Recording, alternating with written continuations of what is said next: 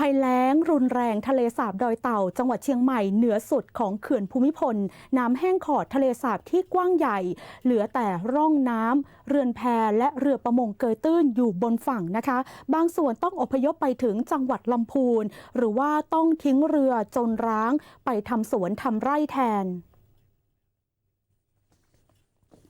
ทะเลสาบดอยเต่าเหนือสุดเขื่อนภูมิพลอำเภอดอยเต่าจังหวัดเชียงใหม่ที่มีผืนน้ำที่กว้างใหญ่นับหมื่นไร่ระดับน้ำแห้งขอดและยังคงลดลงเรื่อยๆจากภาวะภัยแล้งจนเหลือแต่ร่องน้ำขนาดกว้าง 5-10 เมตรทำให้เรือนแพนักท่องเที่ยวและเรือชาวประมงที่ย้ายเรือไม่ทันต้องจอดเกยตื้นอยู่บนบกหลังจากน้ำได้ลดลงอย่างรวดเร็วซึ่งปกติน้ำจะแห้งในช่วงของเดือนเมษายนจนทำให้ทะเลสาบที่มีแต่น้ำกลายเป็นที่เลี้ยงสัตว์หรือพืชไร่แทนส่วนเรือชาวประมงที่ล่องเรือไปตามร่องน้ำได้ทันได้ย้ายไปอาศัยในแหล่งน้ำพื้นที่แก่งก้อ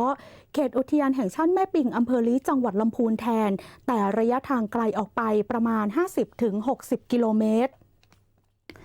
ผู้ประกอบการร้านอาหารเรือนแพบริเวณทะเลสาบดอยเต่าบอกว่าระดับน้ำในปีนี้ลดลงเร็วมากกว่าปกติและจะลดลงในช่วงของเดือนเมษายนทำให้เรือชาวประมงเกยตื้นไปไหนไม่ได้จนต้องจอดลอยลำและผูกเชือกแพทิ้งไว้ริมตลิ่งขึ้นบกไปทำสวนทำไร่แทนส่วนร้านอาหารเรือนแพและช่วงนี้นักท่องเที่ยวเงียบเหงามีเฉพาะช่วงของวันหยุดที่จะมีนักท่องเที่ยวเข้ามาพักผ่อนรับประทานอาหารส่วนร้านอาหารเรือนแพที่เกยตื้นได้ย้ายไปเปิดร้านอาหารขายที่บ้านแทนจากนี้ไประดับน้ำน่าจะลดลงอีกจากภาวะภัยแล้งและต้องรอฤดูฝนเพื่อรอน้ำมาเติมระดับน้ำถึงจะสูงขึ้น